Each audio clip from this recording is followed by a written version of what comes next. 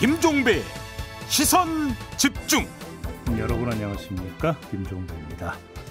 추석 연휴를 맞아 월요일부터 3일간 세계인을 사로잡은 한국의 소프트 파워를 살펴보는 K3부작 특집을 진행하고 있습니다.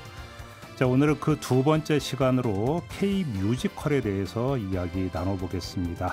어쩌면 해피엔딩이 토니상 6관왕을 수상하면서 60년 K 뮤지컬의 새 역사를 썼는데요. K 뮤지컬이 세계를 사로잡은 비결, 그리고 앞으로의 과제가 무엇인지 자세히 짚어보겠습니다. 10월 7일 화요일 김종배의 시선집중, 광고 듣고 시작합니다.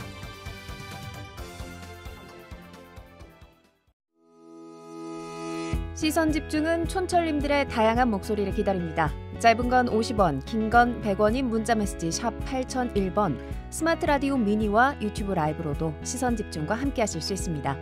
믿고 듣는 진품시사 김종배의 시선집중. 네, 추석 특집 K시리즈 그 3부작의 두 번째 시간입니다. 오늘은 K 뮤지컬에 대해서 알아볼 텐데요. 함께할 분들 소개해드리겠습니다. 최승연 뮤지컬 평론가 모셨습니다. 어서 오세요. 안녕하세요. 최승연입니다. 네, 그리고 황정후 뮤지컬 크리에이터 모셨습니다. 어서 오세요. 반갑습니다. 이분이 왜 여기 와 있는지 제가 좀 잘 이해는 안 되는데 일단 소개부터 좀 하고요. 곽우신 오마이뉴스 기자 모셨습니다. 어서 오세요. 네, 안녕하세요. 근데 왜 여기 계세요 지금? 저요? 네. 아니, 오늘 이 기획을 만든 거에 저의 이 제안과 아이디어가 약간의 기여를 하지 않았나 싶은데요. 아, 이 기획에 지금 기여를 했습니까? 제가 항상 이 시선집중 출연할 때마다 우리 PD와 작가분들한테 시사, 이 정치 이런 거를 뭐 하는 것도 좋지만 공연 한 번만 하자. 제가 이렇게 노래를 불렀었는데 몇 년 전부터. 아, 원흉이 그 곽 기자였군요. 원흉이라는 표현은 좀 잘못된 것 같은데. 그래도 아니 근데 정치부 기자가 지금 왜 뮤지컬 얘기하는데 왜 끼어들어야 되는지. 제가 정치부 소속인 건 맞지만 제가 처음에 이제 회사 입사하고 나서도 공연 담당을 조금 한 적이 있었고요. 지금도 정치부를 하고 있지만 제 휴가를 써가면서 한 달에 한 편 정도는 이제 인터뷰라든가 약간 이렇게 쓰고 있습니다. 뮤지컬 없이는 못 살아. 이제 이런 거란 겁니까? 저의 힐링이자 이제 공연 연극과 뮤지컬을 보는 것이 저희 어떤 스트레스 해소하는 방법 중에 하나이기 때문에 뭐 물론 이 진성 연뮤덕 분들에 비하면 저는 그저 약간 먹을가 반쯤 걸쳐져 있는 약간 좀 모호한 사람입니다만 좋아하는 건 분명하다. 제 인생 업적이 전미도 배우 전화번호가 있다는 게 제 인생 업적 중에 하나이기 때문에. 이거 자랑이다.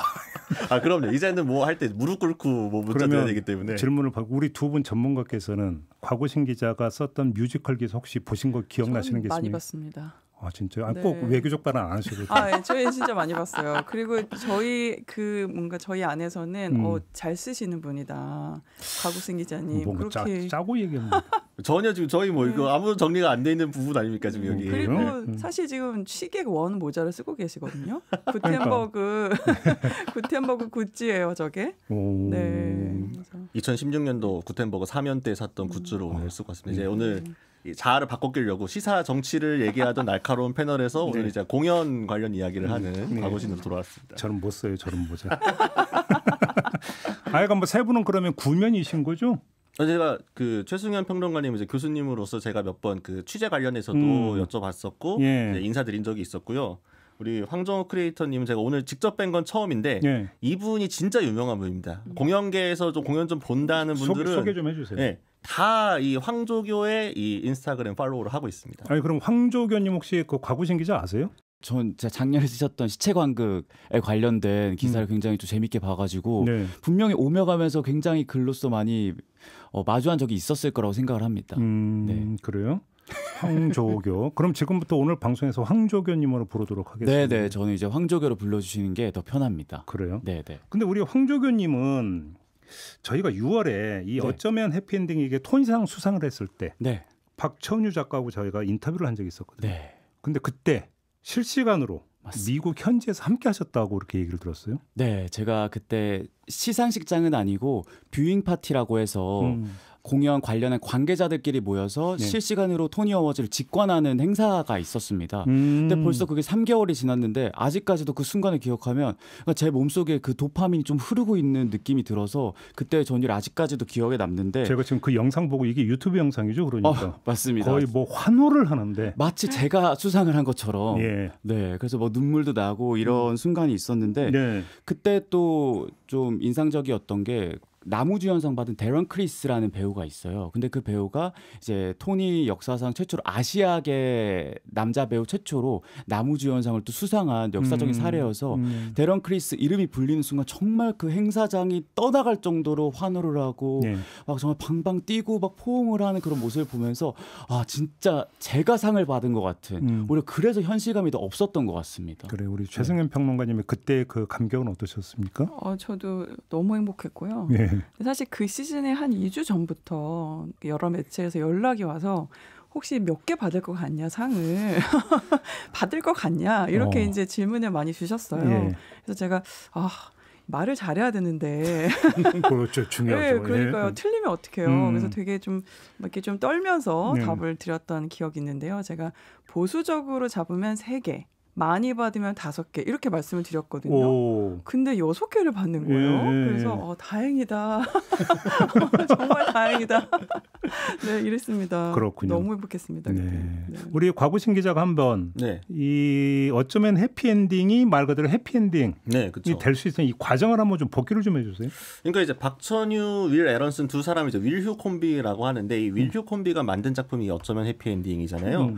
원래 이제 두 분이 2012년에 이제 뮤지컬 번지 점프를 하다로 이제 결합을 하면서 의기투합을 했었는데 그러니까 동명의 영화 원작을 뮤지컬로 만든 작품이에요. 뭐 네. 보신 분들은 기억하시겠지만 그 영화가 가지고 있었던 이제 그 장점들을 잘 살려가면서도 뮤지컬만의 독특한 감성들을 많이 입혔는데 가장 크게 영향을 미친 게 바로 넘버 노래의 가사와 음악을 통해 가지고 뮤지컬 번점은 또 영화 번점과 다른 이걸 보여줬구나 하면서 굉장히 이제 인상을 많이 남겼던 작품이었고 오랫동안 그 못 돌아오던 시기가 있었는데 정말 많은 팬분들이 이 작품 언제 다시 하냐고 할 정도로 그런 작품이 원래 있었습니다. 그러다가 이제 우라문화재단에서 이제 보통 이 재단을 통해 가지고 트라이아웃을 통해서 인큐베이팅 과정을 거쳐서 올라가는 공연들이 많이 있거든요. 여기서 트라이아웃이라는 표현 그렇죠, 용어를 씁니까? 네, 그렇습니다. 야구에서만 쓰는 그런 느낌으로. 네. 그래서 우라문화재단을 통해 가지고 정말 좋은 공연들이 많이 올라가곤 하는데 2014년도에 이 재단의 기획으로 이 어쩜 해피엔딩이라는 작품이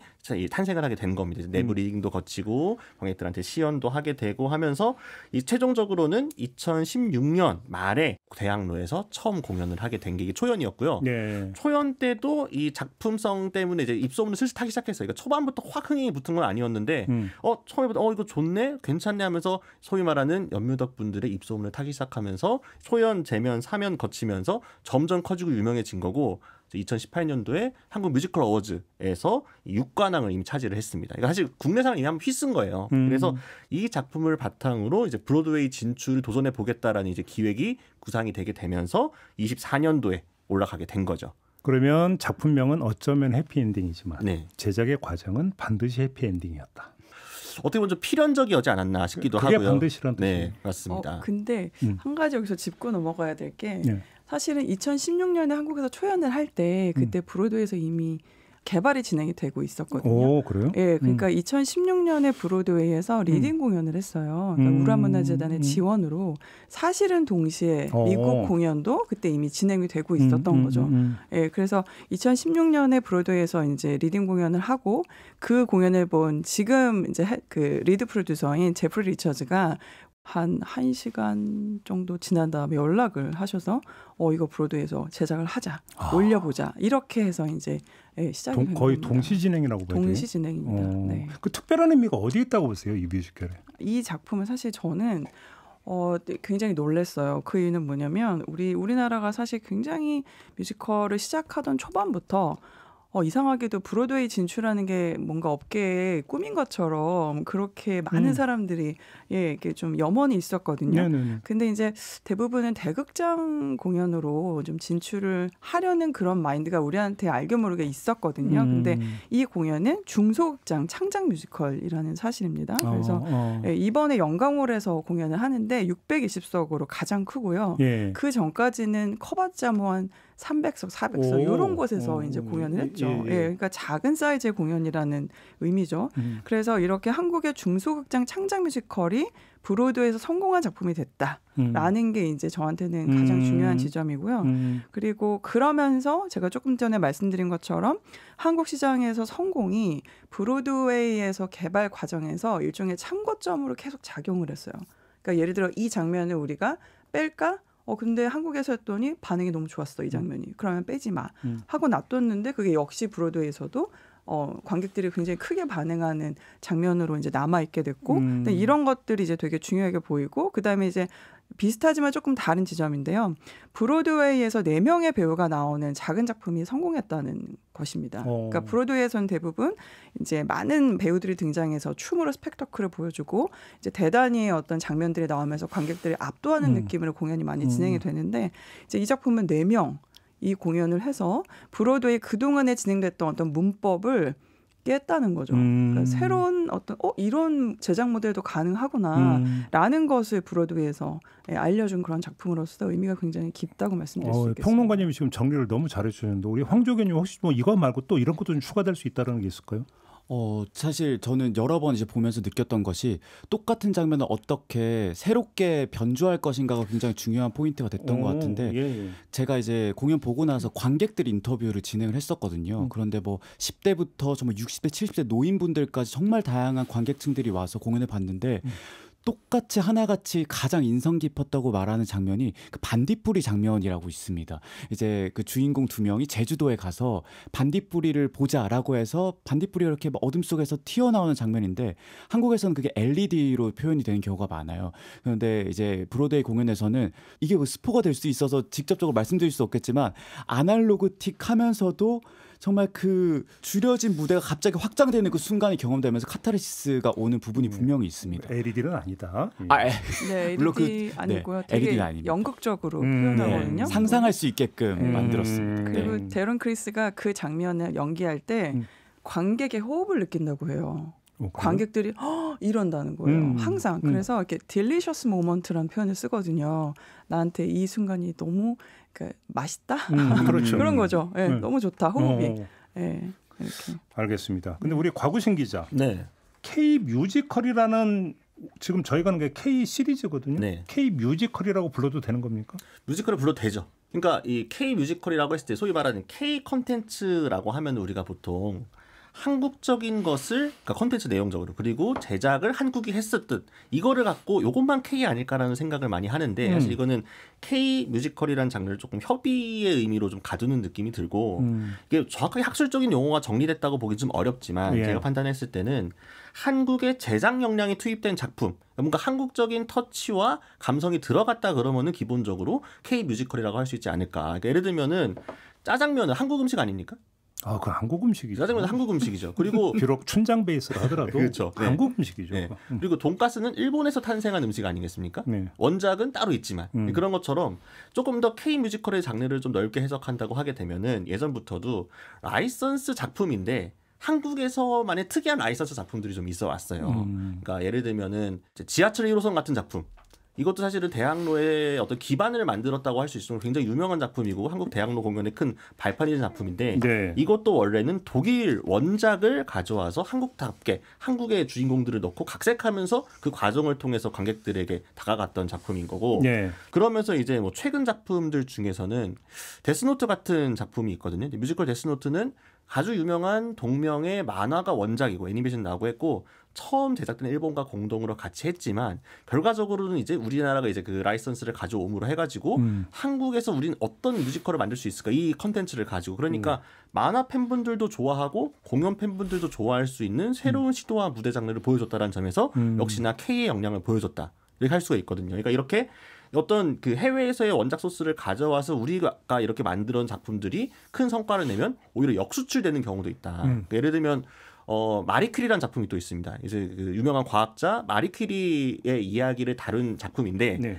한국 창작이거든요. 네. 근데 이 작품을 워낙 잘 만들다 보니까 이 마리 퀴리 여사의 고향이라 할 수 있는 폴란드에서 이 공연이 다시 가는 거죠. 어떻게 보면은 폴란드에서는 멀리 떨어진 한국이라는 나라에서 우리나라의 위인을 가지고 뮤지컬을 만들었는데 너무 잘 돼서 다시 돌아가는 이런 거 있잖아요. 그럼 마리 퀴리 같은 작품도 충분히 저는 K 뮤지컬이라 할 수 있다 생각을 합니다. 그러면 네. 우리 평론가님께는 좀 더 범위를 넓혀서 네네. 우리나라 뮤지컬 역사 60년? 네, 내년에. 네. 그 60년의 역사를 여기서 지금 다 정리할 수는 없고 네. 굵직하게 좀 발자취를 정리해 주신다면. 네. 간단하게 말씀드리겠습니다. 네. 정말 이 주제가 나오면 할 말은 너무 많지만 간단하게 키워드 중심으로 말씀드릴게요. 그 살짝의 옵서에라는 작품이 있었습니다. 그게 1966년 10월 26일에 초연이 됐어요. 아는데. 네, 그 노래 아실 거예요. 네, 알죠. 네, 그렇죠. 우리 네. 패티김, 네. 우리 선생님 부르신 그 넘버 아시잖아요. 네. 네, 그 넘버가 나오는 뮤지컬입니다. 그리고 재밌는 거는 이 뮤지컬이 나오기 전에 넘버를 취입을 먼저 했어요. 그래요? 선취입. 네, 그래서 이제 넘버로 굉장히 잘 알려져 있는데 이제 이 작품을 우리가 뮤지컬 역사적 측면에서는 최초의 창작 뮤지컬이다 이렇게 지금 정리를 해놓고 있습니다. 네. 물론 지금 앞단에서 좀 정리될 게 되게 많긴 한데 그래서 이렇게 얘기를 하자면 내년이 이제 60주년이 되는 셈이죠. 네, 그래서 살짝이 옵서에를 만들고 이제 제작한 이후 예그린 악단이 이제 뭐 국립가무단, 예그린 예술단, 서울시립가무단, 서울시 뮤지컬단 현재도 남아 있는데 이렇게 명맥을 이어오고 있었습니다. 네. 그래서 이제 60년대를 우리가 뭐 민족과 전통의 시대다 이렇게 좀 말씀을 드린다면 1970년대로 들어가서 민간 뮤지컬 단체가 만들어지면서 번역 뮤지컬 시대가 열리거든요. 예, 근데 물론 이때는 우리가 IP를 가지고 와서 이제 합법적으로 제작하던 시대는 아니었고요. 소위 뭐 해적 뮤지컬의 시대라고 말씀을 드릴 수 있을 것 같습니다. 네. 근데 저는 사실 이때 만들어졌던 해적 뮤지컬이 굉장히 재밌어요. 왜냐하면 그게 우리나라 당시의 역량이었기 때문에 뮤지컬을 만들던 역량이었기 때문에 뮤지컬에도 해적판이 있었군요. 맞습니다. 그러네요. 오랫동안 있었어요. 예. 네, 그래서 제가 그 연구를 지금 하고 있거든요. 그래요? 해적 뮤지컬 연구. 네, 그래서 80년대 이미 우리나라의 슈퍼스타 예수 그리스도, 그러니까 지저스 크라이스트 슈퍼스타를 이름을 이렇게 바꿔가지고 공연하기도 했고, 그리고 뭐 사운드 오브 뮤직, 에비타가 올해 공연되는데요. 이런 작품들이 이미 80년대에 들어왔습니다. 그래서 이제 민간 뮤지컬 단체에서 번역 뮤지컬을 했던 시기가 바로 이제 70년대 그 이후로 이제 이어지는데요. 그리고 이제 80년대로 들어가면 영미 뮤지컬 중심으로 한국 뮤지컬에 어떤 관심도가 생기기 시작해요. 근데 이걸 이끌었던 이제 그 곳이 잡지들이죠. 객석 뭐 이런 잡지들이 유명한 특파원을 보내서 80년대 브로드에서 공연되고 있었던 작품들을 리뷰하게 했고 그러면서 이제 그 기사들을 한국 사람들이 읽으면서 이런 게 있구나. 이제 문화적으로 이런 게 있구나라는 생각을 갖기 시작했죠. 근데 그때 사실은 정통 본격 뮤지컬이라는 개념으로 영미 뮤지컬을 프레임화했습니다. 그래서 되게 약간 경탄하고 뭔가 우리도 보고 싶어 이런 거잖아요. 왜냐하면 80년대 우리나라의 여행 자유화가 이제 되지 않았던 시기이기 때문에, 네 맞아요. 네, 그렇기 때문에 갈 수 있는 사람만 가는 거예요. 그렇죠, 그러니까 그렇죠. 대중적으로는 굉장히 궁금한 거였습니다. 이제 뮤지컬이라는 이 대상 자체가 이렇게 진행이 됐고, 그리고 이제 창작 뮤지컬의 경우에는 86 아시안 게임, 88 서울 올림픽 때 공연될 수 있는 이제 작품으로서 한국의 뮤지컬이 관제적인 특징을 이제 보여주고 있었어요. 관제 뮤지컬입니까? 예. 좀 그런 게 좀 있었습니다. 근데 그것을 폄하하는 측면이 아니라 그런 측면으로 이제 굉장히 발전이 되고 있었다. 이렇게 이제 말씀을 드리고 싶고요. 그리고 90년대가 됐을 때는 이제 한국이 문화의 시대, 대중의 시대로 도입을 하게 됩니다. 그러면서 본격 라이선스 뮤지컬이 한국에 이제 들어오기 시작합니다. 그리고 내한 공연들도 들어오기 시작하고요. 삼성 영상사업단에서 뮤지컬을 제작했어요. 당시 90년대에. 90년대 이제 중후반인데요. 그러면서 현지 기술을 도입해서 한국의 기술적인 역량을 끌어올리는 노력들을 당시에 굉장히 많이 했습니다. 그래서 가령 그 우리나라의 42번가라는 뮤지컬이 얼마 전에 끝났는데 96년에 이제 라이선스로 이제 우리나라에서 공식적으로 공연이 되는데 그 공연 제작을 삼성 영상사업단에서 하셨거든요. 그러면서 이제 그때 현지 기술을 1대1로 도입해서 연출과 현지 연출을 매칭을 시킨다든지 안무 감독도 매칭시킨다든지 이런 식으로 이제 진행을 했었습니다. 그리고 그리고 2000년대 들어오면서 우리나라 뮤지컬 시장이 비약적으로 발전을 하는데 그렇죠. 공연의 이제 제목이 바로 오페라 유령이었습니다. 2001년에 공연했던 이 그 공연을 예. 맞습니다. 이 공연을 기점으로 한국 뮤지컬이 이제 산업화가 시작이 됩니다. 그러니까 산업화라는 건 뭐냐면 뮤지컬이 일종의 이제 상품, 이익을 산출할 수 있는 상품이 됐다. 이제 이런 뜻인데요. 그래서 이때 오페라 유령의 매출이 192억 원이었어요. 총 매출이. 물론 순수익을 따지면 20억 원 정도인데 어쨌든 당시에 20억 원 순수익을 내는 작품이 있다라는 건 놀라운 거였습니다. 그래서 이제 이것을 계기로 프로듀서 역할이 본격화되고 우리나라 뮤지컬 시장이 막 열리기 시작해요. 그래서 이제 라이선스 뮤지컬이 물밀듯이 들어오기 시작하고 뭐 신시 뮤지컬 컴퍼니, 오디 컴퍼니, 설행 컴퍼니, 지금은 이제 없지만 뮤지컬 헤븐 이런 이제 제작사들이 생기게 되면서 걸출한 작품들이 한국에 이제 들어오기 시작합니다. 그리고 2010년대가 되면 이제 우리나라가 창작자 중심으로 시장이 조금 바뀌게 돼요. 그러니까 각종 지원 제도들이 이제 신설이 되면서 많은 그 창작자들, 그러니까 작가와 작곡가들이 뮤지컬 시장으로 들어오기 시작하죠. 그러면서 제가 보기에는 이때 비로소 우리나라 뮤지컬이 토착화, 로컬라이제이션이 이제 비로소 제대로 되던 시기가 아니었나라는 생각이 들거든요. 그러면서 이제 우리가 너무나 잘하는 이제 창작 뮤지컬들이 나오기 시작하는데 2013년에 여신님이 보고 계셔. 그리고 또 이제 2013년에 사회 찬미, 2016년에 팬레터, 그 다음에 우리가 지금 계속 얘기하고 있는 어쩌면 해피엔딩까지 이런 작품들이 이제 나오기 여기까지 시작했죠. 왔는데 네. 우리들의 이야기도 여기서 전하는 말씀 듣고 이어가도록 하겠습니다.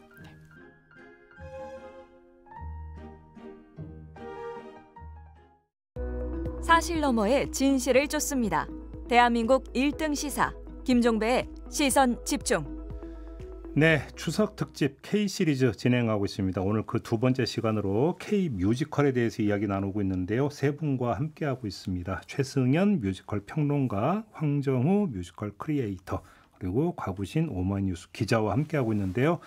조금 전 일부에서 최승은 평론가께서 뮤지컬의 역사를 아주 알기 쉽게 일목요연하게 쫙 한번 정리를 해주셨는데 오늘 황조교님께 한 분이 여쭤봐야 될 것 같은데 네. 그러면 지금 K 뮤지컬은 어느 단계에 와 있다고 성격 규정할 수 있을까요? 어쨌든 지금 최근에 수상을 거둔 어쩌면 해피엔딩을 기준으로 말씀드릴 수밖에 없는데 네. 뭐 산을 올라갈 때 우리가 정상을 바라보고 올라가잖아요. 근데 이제 겨우 의미 있는 한 걸음을 뗐다라는 생각이 들었어요. 이제 시작이다. 그러니까 무조건 이제 어쩌면 해피엔딩이 어떤 성공의 기준이 될 것이고 추후에 해외 진출을 하는 다른 뮤지컬들이 계속해서 어쩌면 해피엔딩의 기준을 따라갈 수는 있겠지만 네. 그것이 절대적인 기준은 될 수 없다라고 생각을 하거든요. 그래서 이제 박천일 작가가 수상을 하고 한국에 돌아왔을 때 이제 여러 포럼이나 인터뷰에서 말을 하셨던 것처럼 이제 긴 호흡의 창작 지원이 필요하고 그리고 현지화 과정에서 가장 절실하게 느꼈던 부분이 한국에서 창작된 작품을 한국에서 그냥 그대로 수출한다는 개념이 아니라 이제 현지에서 현지 전문가들과 협력해서 현지화를 정말 잘할 수 있도록 지원해주는 그런 과정들이 필요하다라는 그런 실질적인 제언을 해주기도 했고요. 네. 그리고 또 지역극장과 연계도 정말 절실하다. 이런 정말 제도적인 차원에서의 정비가 오히려 지금 돌아봐야 될 시점이 아닌가 또 이런 생각을 하고 있습니다. 그러니까 우리가 K라고 이름을 붙이는 데에는 말 그대로 순수 내수면 K라는 걸 붙일 이유도 없는 거죠, 사실은. 맞습니다. 세계 속의 한국이니까 K라고 맞습니다. 하는 걸 이제 붙이는 거 아니겠습니까? 조금 전에 황조교님이 이제 바로 그 점도 좀 말씀을 해주신 것 같은데 해외 진출의 환경. 여기에 이제 과거에 비했을 때는 좀 나아졌다고 그렇게 평가할 수 있는 건가요? 어떻게 봐야 되는 걸까요? 저는 이번에 브로드웨이 갔었을 때 미국에서 활동하고 있는 한국계 배우들이 굉장히 많이 계십니다. 그런데 브로드웨이 뮤지컬 하데스타운이라는 작품에서 동양인 최초로 주인공 으로 무대에 올라가신 분이 있어요. 물론 상시 올라가는 건 아니고 커버 배우로서 이제 일정 회차를 이제 올라가는 언더스터디라고 할 수 있는데 이제 그 이해찬 배우거든요. 이해찬 배우님을 만나면서 어떤 얘기를 했냐면 자기는 하데스타운에 원래 앙상블로 참여를 했다가 이제 주연을 맡게 되면서 그 훈련 과정이 너무 어마무시하게 소위 말해서 빡센 거예요. 그래서 정말 하드 트레이닝을 받은 거예요. 그래서 오전에 일어나자마자 운동을 하고 오후 시간은 거의 이제 리허설, 하데스타운의 주연으로 올라가게 리허설을 하는데 그 와중에 한국에서 오프 브로드웨이 진출을 하기 위해서 워크숍 준비를 하고 있는 베니싱이라는 작품이 있었습니다. 그 베니싱이라는 창작 뮤지컬에 이제 리딩 공연 배우로 워크숍 배우로 참여하는 걸 동시에 병행했었거든요. 그런데 배우 입장에서는 그럼 하루 종일 연습을 하고 하루 종일 공연을 하고 녹초가 될 수밖에 없는데 그때 인터뷰를 했을 때 본인은 그냥 한국인이라는 정체성을 가지고 한국에서 온 작품을 이렇게 할 수 있다는 것 자체만으로도 굉장히 나에게 힘이 된다. 아시안 커뮤니티에게 굉장히 힘이 된다라는 말씀을 해주셨고 그리고 뭐 2023년부터 그런 뭐 K뮤지컬 영미권 중기개발 지원 사업 이런 게 생기면서 얼마 전에 스웨그에이지 외쳐조선이라는 한국의 창작 뮤지컬이 웨스트엔드에서 쇼케이스 형식의 공연을 가졌습니다. 그런데 또 그 극장이 또 의미가 있는 게 뭐 캐츠랑 오페라의 유령을 초연했었던 극장에서 공연을 한 건데 물론 이제 오랜 기간 한 건 아니고 몇 회차 한 거긴 하지만 그런 이제 지원 사업들이 계속해서 활발하게 좀 되면서 오랫동안 한국에서 사랑받은 창작 뮤지컬이 현지에서 어떻게 개발될 수 있고 정착될 수 있는지 어떤 그 가늠자를 살펴볼 수 있도록 하는 지원 사업들이 계속 조금씩 생겨나고 있는 것 같습니다. 지금 우리 황조균님 말씀 속에 이제 지원이라는 단어가 이제 몇 차례 등장을 했는데 우리나라에서 어떤 지원 사업의 정도나 이거는 좀 어떻게 평가를 해야 될까요? 사실 한국의 지원 사업이 진짜 많은 편입니다. 아, 그래요? 네, 정말 많은 편이고 어떻게 보면은 뭐랄까요 네, 더 지원을 해달라고 하는 게 그 정도로 많아요? 이 정도로 왜냐하면 우리나라가 제가 보기엔 제일 많은 것 같거든요. 예, 그렇습니다. 그래서 공공과 민간으로 나뉘어지는데요. 지원 사업의 종류를 보면은 예를 들면 공공은 문화체육관광부 산하 기관인 한국문화예술위원회, 예술경영지원센터, 한국콘텐츠진흥원의 뮤지컬 지원 사업이 다 있어요. 그래서 지금 이 지원 사업들을 통해서 많은 신작들이 이제 현장으로 쏟아지고 있고 그 지원 사업을 통해서 개발된 작품들을 제작사에서 보면서 어떤 것이 지금 현장에서 잘 될 것인지 이제 담금질을 계속하면서 가지고 오는 그런 상황이고요. 그리고 예를 들면은 뭐 지역문화재단에도 지원 사업들이 있거든요. 서울문화재단, 뭐 경기문화재단, 그리고 중구문화재단도 굉장히 유명한 지원 사업이 있죠. 뭐 창작뮤지컬 어워드 넥스트 이런 게 있고요. 그리고 대구 국제뮤지컬 페스티벌 딤프라고 우리가 부르는데 거기에도 창작 지원 사업이 있고 이렇게 있습니다. 그리고 민간도 보면 CJ문화재단에서 스테이지업이라는 지원 사업을 계속하고 있고요. 그리고 KTNG 상상마당 스테이지 챌린지 이런 것도 있습니다. 그러니까 사실 굉장히 많죠. 그런데 문제는 뭐냐면 이제 조금 전에 말씀하신 것처럼 뮤지컬은 사실 굉장히 긴 호흡으로 개발돼야 되는 장르이거든요. 근데 지금 사실 지원 사업들이 대부분 단발성들이 좀 많습니다. 그리고 규모도 그렇게 크지가 않아요. 그러니까 돈의 규모가. 그리고 생색내공인가요? 그렇게 봐야 되는 건가요? 그래서 제가 보기엔 패러다임이 좀 바뀌어야 되지 않을까 앞으로. 이건 우리 과구신 기자한테 여쭤보는 게 나을 것 같은데 이제 지원은 하되 간섭은 하지 말아야 되는데 지원도 하고 간섭도 하면 이제 문제가 되는 거고. 그렇죠. 그다음에 또 한 가지는 지원하는 쪽에서는 우리가 지원해서 이런 성과가 났습니다. 이렇게 보여줘야 되니까. 되는 데에만 그러니까 몰아서 지원할 수도 있는 거 아니겠습니까? 그렇죠. 현실이 어떻습니까? 그러니까 저는 가장 큰 문제는 정치인들이 공연을 안 보는 게 제일 큰 문제라고 생각합니다. 정치인들이 공연을 하나도 몰라. 보지 말라가 아니라 안 본다고 안 보는 게 문제. 아니 좀 많이 보러 가고 실제로 좀 이 장르에 대한 이해도가 있고 장르에 대한 뭔가 최소한의 애정이 있어야 맞춤형으로 좋은 지원 제도가 나오는데 다들 이런 지원 제도 만들었으니까 뭐 괜찮겠지라는 생색내기 용어로만 가는 거가 다 뭔가 이제 그 지역자치단체도 그렇고 이제 뭐 광역이든 중앙정부든 기본적으로 하나의 치적 정도로만 생각을 하는 거예요. 말 그대로 성과. 그렇죠. 그렇게만 하다 보니까 사실 그런 식으로 하다 보면은 실제 현장에선 잡음이 일어날 수밖에 없는 게 대표적으로 최근에 한 재단에서 그 지원을 했던 그 작품이 있었는데 그거에 대해서 이 지원금을 이제 회수하겠다라고 하면서 창작자하고 좀 갈등이 있는 경우가 있었거든요. 근데 결과적으로는 이제 회수 자체가 이제 없던 일이 되긴 했습니다만 그 과정에서도 기껏 해가지고 만들어서 정상적으로 작품도 올리고 보고서 쓰고 다 했던 건데 뒤늦게 이제 일부 규정이 뭔가 이게 미비한 걸 가지고 회수하겠다라고 해버리게 되면은 사실 이거 문체부가 조율해줘야 되는 문제인 건데, 그러니까 이제 재단하고 이제 창작자하고 이제 갈등 다툼이 생기게 되면서 좀 시끄러웠던 적이 있습니다. 공연계에서 이제 그런 문제 같은 것도 사실은 애초에 제도를 만들 때부터 굉장히 좀 성기게 만들었다. 그러니까 단순히 그냥 한 번 주고 끝. 우린 이런 거 하고 있으니까 좋은 일 했네. 라는 거로 할 게 아니라 인큐베이팅 과정부터 이게 쭉 성장할 때까지 지속적으로, 그리고 특히나 여기서도 말씀드리는 거는 이런 사업들은 정권의 문제가 아니거든요. 근데 이제 막 장관 바뀌었다, 뭐 정권 바뀌었다라고 해서 기존 사업 다 중단되고 없어지고 새로운 또 사업 만들겠다고, 그럼 이 과정에서 현장도 당연히 혼란스러울 수밖에 없습니다. 이제 그런 것들도 이게 원래 국회에서도 문체인은 원래는 약간 싸움이 좀 적은 상임위로 그래도 좀 이야기가 있었거든요. 이런 부분에 있어서는 여야 가리지 말고 네. 한국의 공연 문화를 위해서 조금 적극 지원해 주시면 좋겠다. 그렇게 지원을 해서 준비를 했어요. 무대에 올려요. 근데 무대가 어떤 무대냐도 되게 중요한 거잖아요. 네. 우리 그 평론가께서 지역극장을 살려야 된다는 말씀을 하신 적이 있어요. 네. 어떤 취지의 말씀인지 좀 설명 좀 해주세요. 네. 일단 저는 이제 공연을 거의 매일 보거든요. 예, 뭐 직업상 어쩔 수 없습니다. 그런데 매일 봐도 다 못 봐요. 그 말은 뭐냐면 공연이 너무 많다는 뜻입니다. 오. 네, 근데 그렇게 많은 공연 수에 비해서 극장 수가 따라가지를 못해요. 어허. 예, 그렇게 되니까 극장을 잡는 거의 전쟁이 벌어지는 거죠.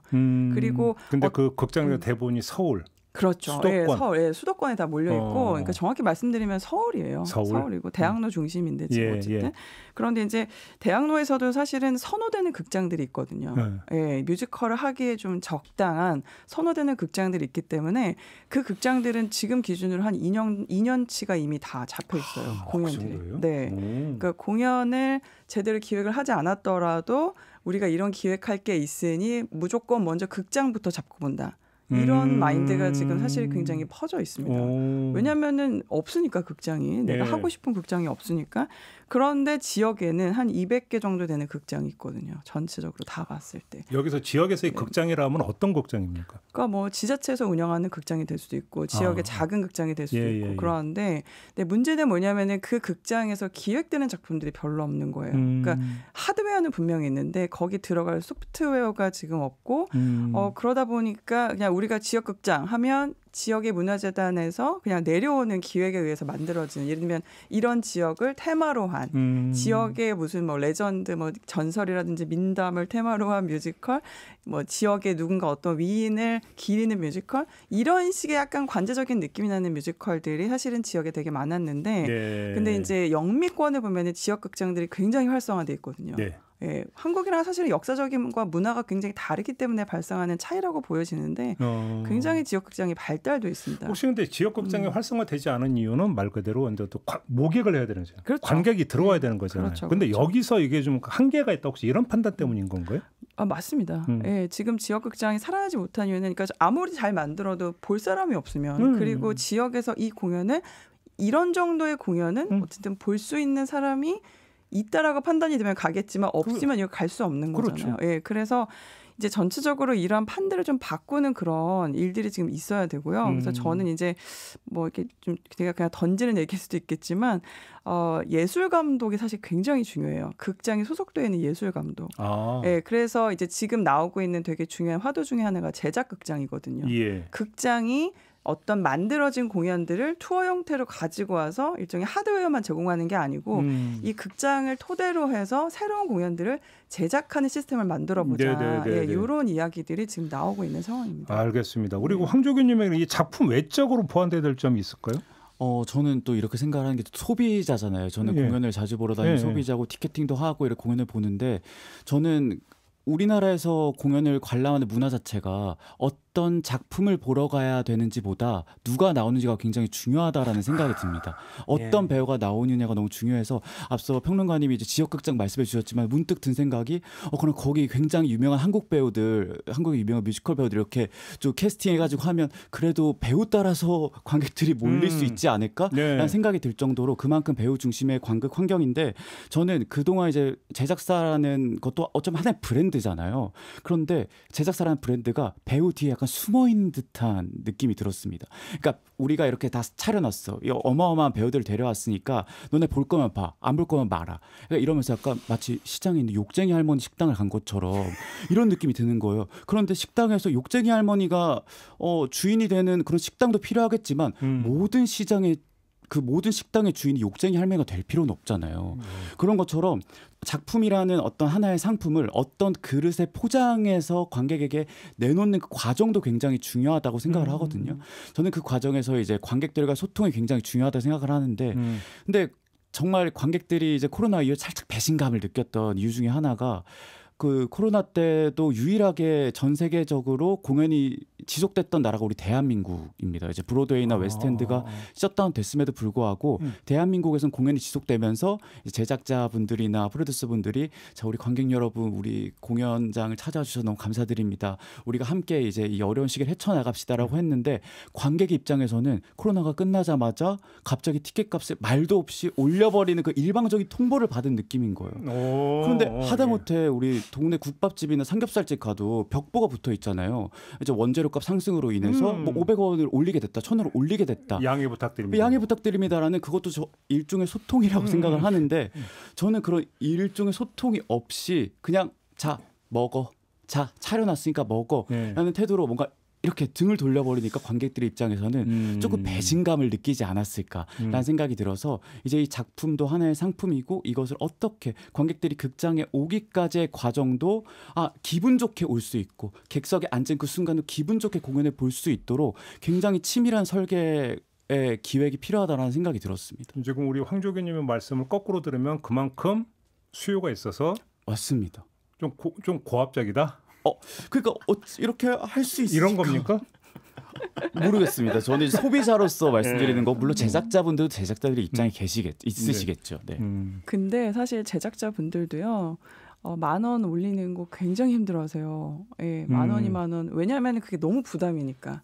이런 반응이 사실 너무 예상이 그쵸. 되잖아요. 이제 가격 저항이 있을까봐. 네, 그러니까 10,000원 올리는 거에 정말 힘들어하세요. 네, 그런 건 좀 있는 것 같습니다. 누가 먼저 매를 맞을 맞아요, 것이냐 이런 맞아요. 느낌이에요. 네, 맞아요. 근데 이게 또 그런 게 있으니까 그 예를 들면 배우 페이 같은 것도 누구 한 명의 최고점을 찍으면 연달아서 그쵸. 깨지게 되는 현상이 있거든요. 왜냐면 이게 뭐 실명을 거론할 수 없지만 누구가 몇 천만 원 넘었어. 그러면은 누구 비슷한 급으로 얘기되는 누구 배우도 맞춰줘야지 이런 게 있어요. 그러면은 기본적으로 공연 시장에서 배우 페이도 굉장히 좀 불균형한 게 하나가 있고요. 그러니까 지금 아까 황조님께서 잘 말씀해 주셨지만 한국의 공연 시장이 아무래도 좀 배우 중심으로 편중되어 있는 게 있기 때문에 이 작품이 잘 되려면은 유명하고 잘하는 배우를 섭외를 해야 돼. 근데 그 배우 섭외 비용이 일단 많이 든다가 하나가 있고 두 번째로는 아까 또 이제 최승현 평론가께서 잘 얘기해 주신 것처럼 이 극장을 빌려야 되잖아요. 그러니까 저희 항상 한국 경제 얘기할 때 문제가 뭡니까? 부동산에 너무 많은 돈이 묶여 있어가지고 시장에 도는 돈이 없다 이런 얘기 많이 하잖아요. 실제로 공연 시장에서도 이 부동산 때문에 극장에 해야 될 임대료도 또 많은 부분을 가져가고 있습니다. 이것도 사실은 그때그때 많이 올리고 있거든요. 그러니까 티켓값에 그게 많이 반영이 되고 있는 거죠, 사실은. 그러니까 이게 소비자들은 너무 비싼 돈을 내니까 불만이야. 근데 제작자들도 나하고 나면 남는 게 없어. 이게 한국 공연의 또 나쁜 관행 중에 하나가 이 작품이 잘 되면요 그 작품 정산을 못 해요. 그 전에 손해본 작품 정산을 해야 돼. 그리고 이 작품 정산하려면 다음 작품이 또 잘 돼야 이 작품을 정산. 그러니까 계속 다음 작품을 올려야만 정산이 가능한 잘못된 구조가 폭탄 돌리기식으로 되어 있어요. 제조업 분야도 그렇고 이 문화 분야 역시 유통이 중요하군요. 그렇죠. 그러다 보니까 그런 거를 떠받들어주기 위해서 무리되는 것들이 있고, 근데 사실 소비자 입장에서는 이 시장 먹여 살리는 게 소비자들이고 그렇죠. 어려운 상황에서 다 티켓 비싼 값 사주고 특히나 회전문하면서 여러 번 도장 찍어가면서 막 보고 했는데 서운할 수밖에 없는 게죠. 이 좌석 분명히 예전에 VIP 좌석이 아니었는데 왜 갑자기 VIP로 분류돼서 보라색으로 칠해져 있지? 이런 부분들. 네. 뭐 되게 리얼하게 말씀하시네요. 그렇죠. 아니, 그러니까 이건 뭐 경험담에서 나오는. 아니, 내가 앉아봤는데 그 자리 VIP로 하면 안 되는 자리들이 있어요. 그러니까 요새 비싼 자리 진짜 10몇만 원, 20만 원 가까이 하는 VIP 자리면은 내가 그 돈을 보고 난 만큼의 감동과 이거를 받아야 되는 거잖아요. 소비자의 권한이잖아요. 걸린 건데 앉았는데 VIP 앉았는데 왜 시야 방해되는 게 있지? VIP인데 왜 요 정도밖에 음향이 안 들지라는 그게 있을 수밖에 없거든요. 극장 환경은. 그러면은 사실 그 자리는 VIP로 팔면 안 되는 거죠. 그런데 이제 아까 말한 티켓 값을 바로 올리는 게 저항이 있다 보니까 티켓의 이제 비중을 바꾸는 거죠. VIP석을 점점 넓히고 싼 좌석을 점점 줄이고 이런 식으로. 이런 식도 사실은 소비자 입장에서 꼼수로 받아들여지거든요. 그러면 당연히 서운한 소리가 나올 수밖에 없죠. 소비자 입장에서 그런 네, 얘기가 그렇죠. 알겠습니다. 아까 그 황조규께서 어쩌면 해피엔딩 이야기하면서 이제 시작이다라는 표현을 쓰신 적이 있어요. 그래도 아마 이제 그 말씀 속에서 많은 게 좀 녹아 있기는 하지만 그래도 우리가 조금 더 이제 구체적으로 좀 그 전망을 좀 해봐야 될 것 같은데 K 뮤지컬 미래를 좀 한번 그려보신다면 어떻게 전망을 해주시겠습니까? 진짜 그런데 사실 뭐 요즘 쏟아져 나오잖아요. 뭐 캐대헌부터 시작해서 이제 뮤지컬도 어쩌면 해피엔딩 수상을 하고 얼마 전에 이제 이재명 대통령과의 간담회에서 이제 뭐 영화 감독, 드라마 감독님이나 이제 또 매기강 감독님 그리고 박철현 작가님이 또 면담을 하는 걸 보면서 와 정말 이제 문화가 융성해지고 있다는 생각이 드는데 저는 이럴 때 뭔가 K 뮤지컬만 한다기보다는 정말 문화들 안에서 K 유니버스를 이루면서 서로 시너지를 낼 수 있는 환경이 좀 조성되고 있다라는 생각이 들었습니다. 가령 이제 캐대언을 이제 전 세계 사람들이 보면서 한국의 갓을 굉장히 익숙하게 받아들이기도 하고 그리고 뮤지컬 어쩌면 해피엔딩을 미국에서 보신 분들은 서울이나 제주도에 대한 지명을 좀 익숙하게 받아들이실 수도 있잖아요. 네네네. 그래서 저는 그런 것들이 다 어떤 한국이나 한국 문화를 설명할 때 드는 비용이 절감되는 거라고 생각을 하거든요. 이제 그런 부분에서 서로 시너지를 낼 수 있는 환경에 있기 때문에 물론 어쩌면 해피엔딩 이후에 어떤 대단한 혁신적인 작품이 나와야 된다 이게 아니라 이 K 문화의 유니버스가 형성되고 있는 과정에서 그 좋은 한국의 작품들이 발견될 수 있는 가능성은 많아질 것이다라고 생각을 합니다. 정말 한국의 문화에 관심이 많아진 만큼 한국의 뮤지컬, 한국의 제작 그 역량을 가지고 제작된 뮤지컬에도 관심이 쏟아지면 그만큼 좋은 작품이 발굴될 확률도 높아질 거라는 생각을 하고 있습니다. 네, 우리 평론가님은 전망을 어떻게 하세요? 네, 저도 긍정적인 지점이 지금 있다라고 생각이 되는데요. 그 이유는 우리나라가 아까도 제가 잠깐 말씀드렸는데 2010년 이후에 창작자 중심의 시장이 조성되기 시작했어요. 그건 좋은 거죠. 네, 굉장히 좋은 겁니다. 그래서 이제 가령 이제 일본 시장의 경우를 보면은 창작보다는 해외 작품을 들여와서 이제 일본화시키는 그런 작업들이 뮤지컬에서 많이 했는데 우리나라도 사실 그런 작업들이 굉장히 많죠. 아까 우리 곽우신 기자님께서도 설명을 잘 해주셨지만은 하지만 제가 보기에 한국 뮤지컬 시장의 힘은 창작 뮤지컬에 있다고 생각이 돼요. 예, 그래서 굉장히 많은, 그러니까 역동적으로 굉장히 많은 작품들이 지금 나오고 있기 때문에 대학로를 중심으로 저는 이제 그런 작품들이 우리나라 미드필더라고 보고 있거든요. 예, 허리를 딱 구성한다. 그래서 그 작품의 컨텐츠의 힘으로 앞으로 어떤 또 새로운 어떤 지형도라든지 이런 것들을 그릴 수 있지 않을까라고 판단하고 있습니다. 우리 전문 기자도 한번 전망을 해주신다면? 저는 큰 분기점에 와 있다고 생각이 듭니다. 그러니까 낙관적으로 전망하면 얼마든지 낙관적으로 전망할 수도 있는데 사실은 K 뮤지컬이라고 했을 때 이제 국내 뮤지컬의 역량이라든가 시장 구조가 튼튼한가 생각해보면 사실 또 꼭 그렇지만은 않거든요. 그러니까 시장 규모가 계속 커진다고 해서 그 시장이 반드시 잘 되고 있다고만 단정할 수는 없습니다. 시장 규모가 커지는 건 좋은 일이지만 그만큼 많은 관객들이 유입이 되고 이 문화를 즐기고 향유하면서 어떤 만족감을 가지고 가느냐, 산업 구조가 올바르게 잘 평등하고 자유롭게 잘 되고 있는 이런 것들이 중요하잖아요. 그러니까 우리가 손흥민 선수가 월드 클래스라고 해서 그럼 K리그가 월드 클래스네. 이거 약간 다른 문제인 거잖아요. 그렇죠. 비유가 찰집니다. 그러니까 이정우 선수나 김혜성 선수가 메이저리그에서 엄청 잘하고 유명하고 훌륭하지만 그렇다고 해서 한국의 이 프로야구 수준이 그만큼이냐, KBO 수준이, 이것도 약간 다른 문제 아니겠습니까?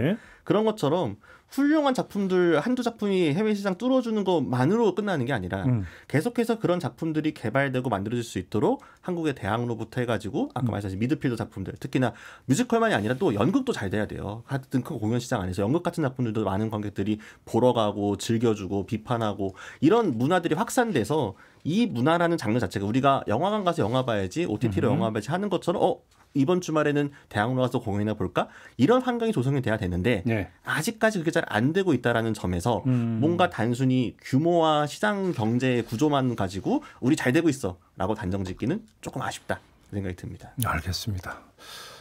근데 우리가 지금 이제 뮤지컬 일반에 대해서는 작품에 대해서 별로 얘기를 안 했어요. 어쩌면 해피엔딩 외에는 얘기를 안 했는데 3부에서 좀 이따 3부에서 이제 그 얘기를 좀 집중적으로 할 텐데 그래도 요거는 2부에서 한번 좀 제가 여쭙고 넘어가야 될 것 같은데 우리 세 분의 최애작을 좀 한 편씩만 좀 말씀해 주신다면. 우리 곽우신 기자는 가장 사랑하는 작품이 어떤 거였어요? 근데 처음에 그 작가님하고 얘기를 할 때 라이선스는 제외하고 창작극 중에서 좀 골라보려고 했거든요. 사실 그것도 좀 힘들었어요. 그래서 또 다른 분들랑 겹치면 안 되는데 막 해가지고 고민을 했는데 제가 정말 제 개인 취향으로 나와 나타샤와 흰 당나귀라는 뮤지컬 작품이 있습니다. 이것도 우란 문화재단에서 이제 트라이아웃 해가지고 올렸던 작품이고요. 백석 시인의 이야기입니다. 백석 시인의 이야기고 백석 시인하고 이 자야 여사의 사랑 이야기를 다룬 작품이에요. 이 스토리를 가지고 자야 여사의 관점에서 풀어낸 작품인데 굉장히 서정적이고, 그러니까 많은 뮤지컬 작품들이 채우는 걸 정말 잘하는데 이 작품은 비우는 걸 잘하는 작품입니다. 자세하게 말하면 안 돼요. 뭐 궁금증만. 그러니까 굉장히 서정적인 서사와 노래들을 잘 풀어감에 있어서 그 되게 한국적인 한의 정서가 있어요. 그 정서를 노래로 잘 풀어낸 황조교님은 최애작이 어떤 겁니까? 저는 요즘 재밌게 보고 있는 작품이 섀도우라는 뮤지컬이 있습니다. 근데 이 섀도우라는 뮤지컬이 뭐냐면 우리 조선시대 영조 그리고 사도세자의 그 비극적인 부자 관계를 다룬 뮤지컬이거든요. 그런데 사도세자가 뒤주에 갇혀서 죽잖아요. 그런데 그 섀도우라는 뮤지컬은 그 뒤주가 타임머신이 돼서 영조와 아들 사도세자가 친구로 만나게 됩니다. 친구로 만나서 우리의 어떤 그 일그러진 그 부자 관계가 어떻게 친구로 만났을 때 해소될 수 있을까 하는 궁금증을 좀 자아내게 하는 락 뮤지컬입니다. 그럼 마지막으로 우리 최승현 평론가는 어떤 게 최애작인가요? 너무 힘들었습니다. 너무 힘들었는데 너무 많아서? 네, 너무 많고 힘들었습니다. 일테노레라는 작품이 있는데요. 우리 이번에 어쩌면 해피엔딩을 만든 윌휴 콤비의 작품입니다. 네, 이 작품은 우리나라의 성악가 최초의 성악가 이인선 이라는 분의 일대기에서 영감을 받아서 만든 작품이거든요. 네, 그래서 음악이 정말 훌륭합니다. 네, 이렇게 해서 이제 그 관람할 어떤 의욕을 한번 좀 부추기면서 전하는 말씀 듣고 돌아오겠습니다. 네, 시선 집중 2부 마무리하고 8시 3부로 이어갑니다. 잠시만요.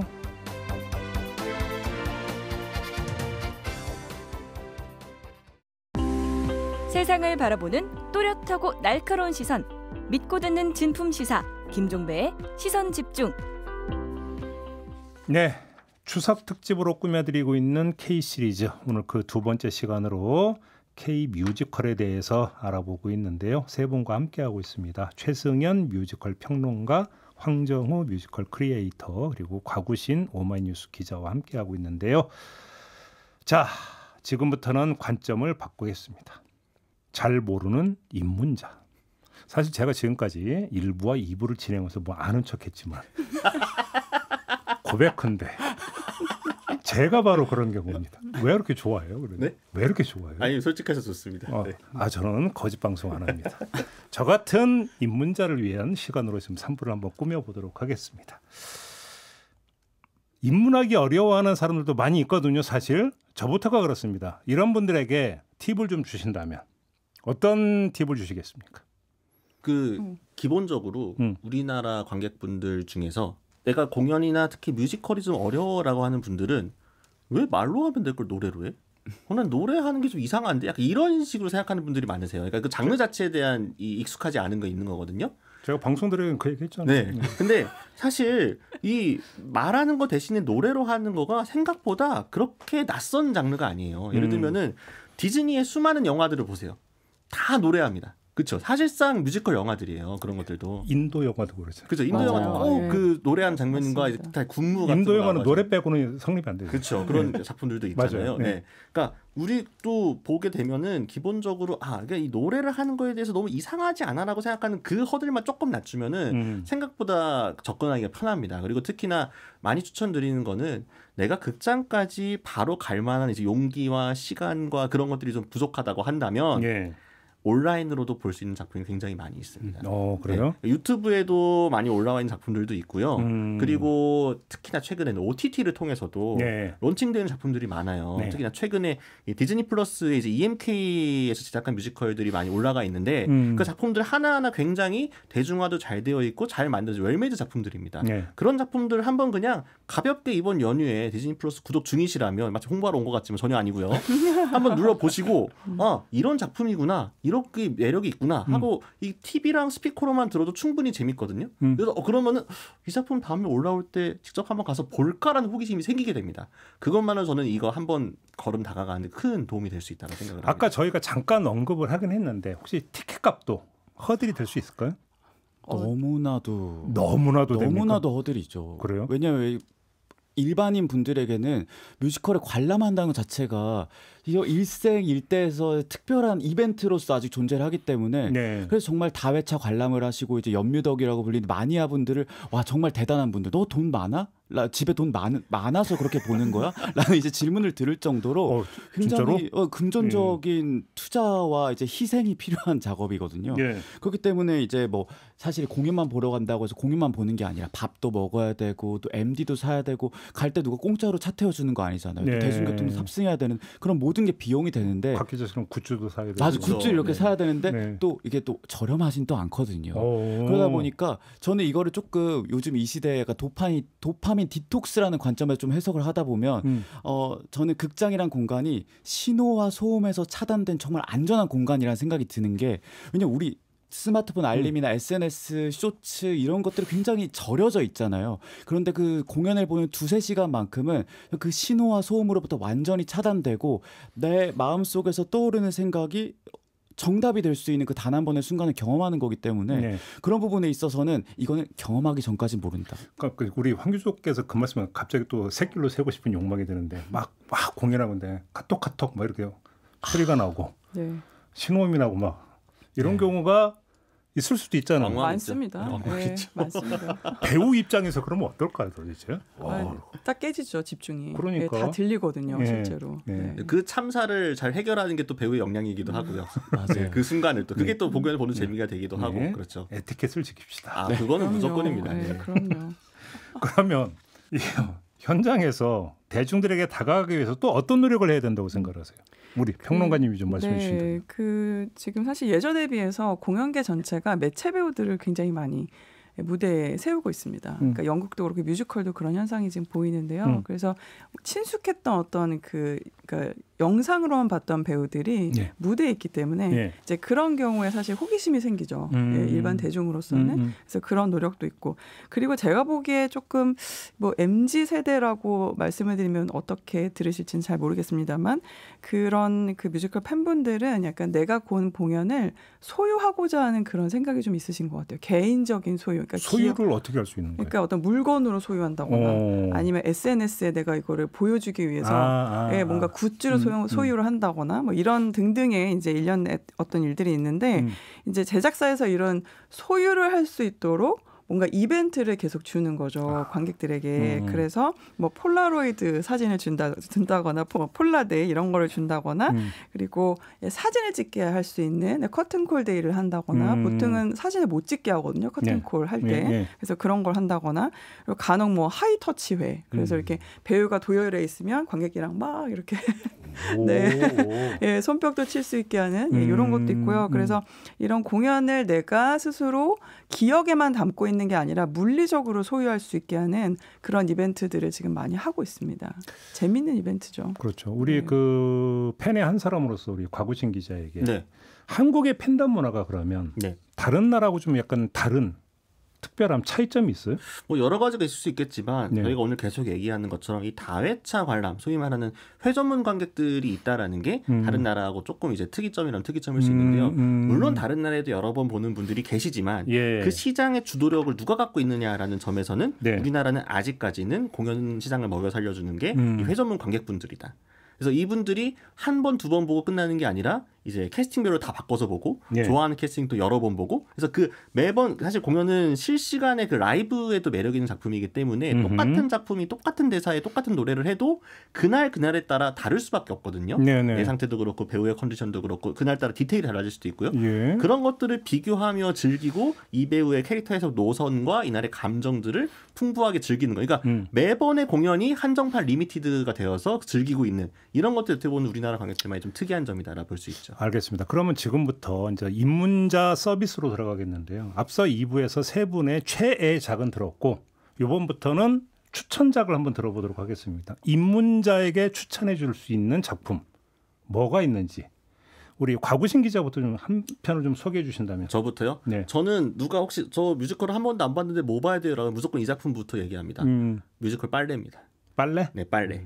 왜 그걸 추천해 주십니까? 일단 보통 뮤지컬이나 공연에서 많이 이렇게 판타지적인 요소들을 많이 가져가는데 네. 이거는 시공간이 딱 지금 현대 서울이에요. 빨래 공간 자체가. 그러다 보니까 굉장히 어떤 우리나라 관객분들도 앉는 순간부터 금방 몰입돼서 보기가 좋고요. 네. 이야기도 굉장히 탄탄한 편이고 네. 넘버도 훌륭하고 또 소극장에서 되게 오랫동안 이렇게 장기로 러닝을 하고 있는 작품이 많지 않거든요. 그러면 지금 넘버도 훌륭하다고 하셨는데 네. 그중에서 딱 하나만 추천해 주신다면. 딱 하나만 뭐 슬플 땐 빨래를 해도 괜찮고 아니면은 참 예뻐요도 괜찮고 그렇습니다. 지금부터 DJ가 되셔가지고 자 넘버 소개를 좀 한번 해주세요. 아 넘버요? 넘버 소개요? 네. 네.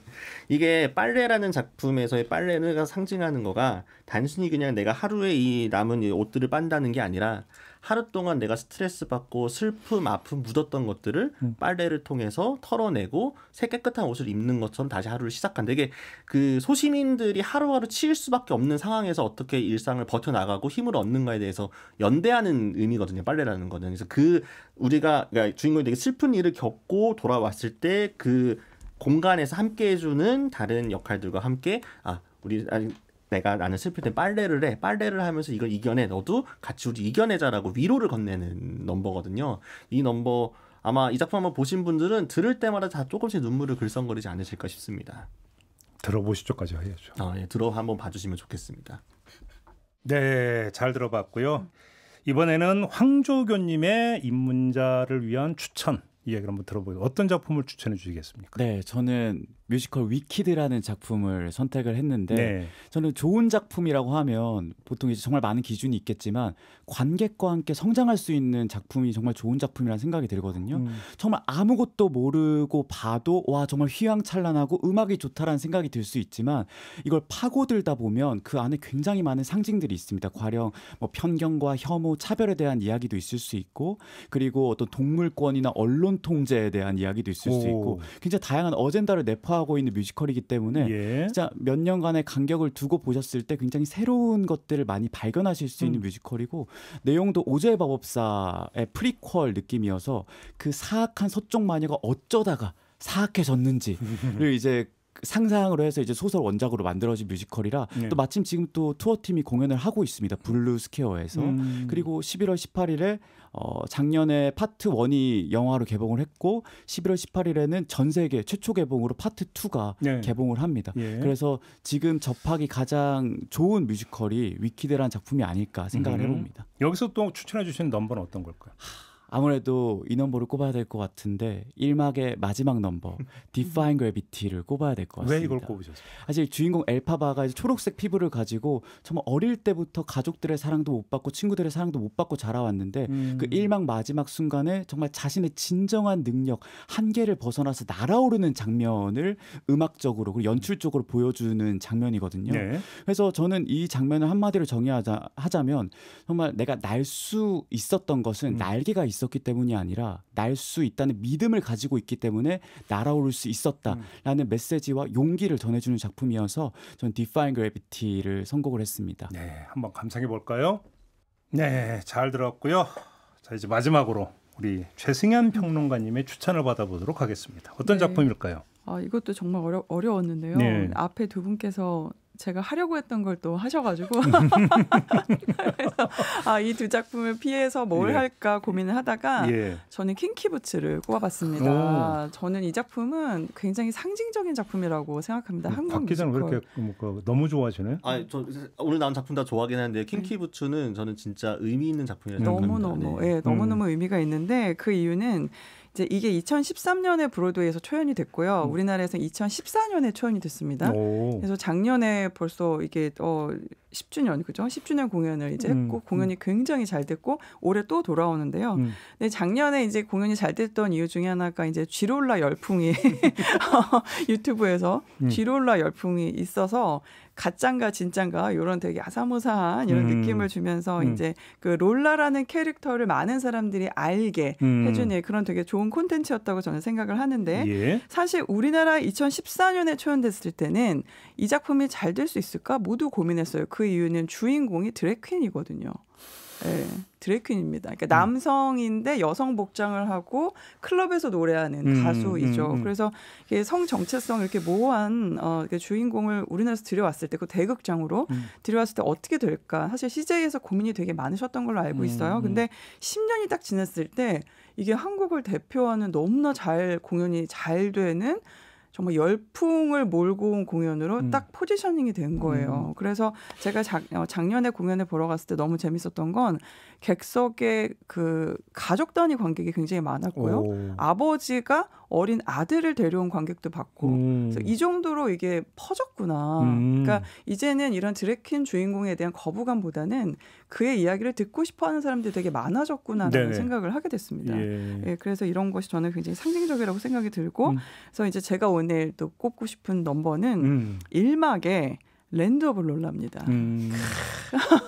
이번에 황조교님이 또 그렇게 좋아하시네. 아까 앞서 말씀드린 G롤라 열풍이 바로 이 랜드 오브 롤라라는 맞아요. 넘버를 통해서 정말 일반인들도 흥얼거리게 되는 네. 정말 그 시초가 네. 됐던 작품이었어요. 네. 그래서 넘버여서 이 넘버 딱 첫 가사가 무엇을 상상하든지 그 이상이지거든요. 오, 네. 그게 여기서 나오는 거예요? 네네. 오. 이게 딱 첫 번째 줄이에요. 첫 줄. 근데 이제 딱 그렇습니다. 이 장면 자체가 그런 느낌이에요. 그냥 무엇을 상상하든지 그 이상이다. 그래서 우리가 뮤지컬 넘버 중에 IM송이라는 종류가 있는데요. 나에 대해서 이야기하는 이 넘버가 딱 그런 노래거든요. 그래서 이제 롤라가 자기랑 같이 공연하는 6명의 엔젤들을 데리고 나와서 쫙 보여주는데 그냥 압도되고 딱 끝납니다. 너무 멋있어요. 감상해 볼까요? 네.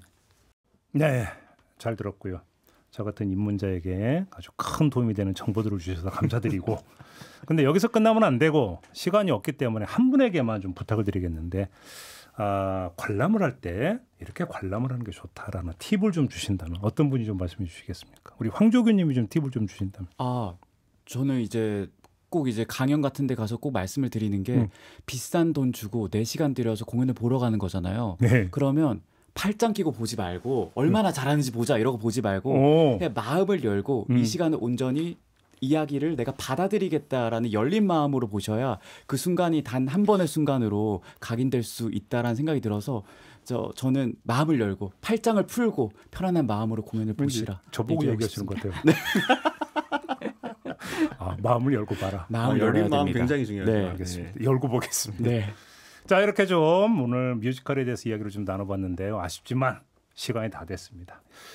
이 추석 연휴에 이렇게 귀한 시간 내주셔서 감사드리고요. 오늘 좀 아쉽지만 이렇게 마무리하도록 하겠습니다. 세 분 수고하셨습니다. 네. 감사합니다. 고맙습니다. 네, 추석 특집으로 꾸며드린 시선집중 오늘 준비한 이야기는 여기까지입니다. 마무리하고요. 내일 아침에 다시 인사드리겠습니다. 고맙습니다.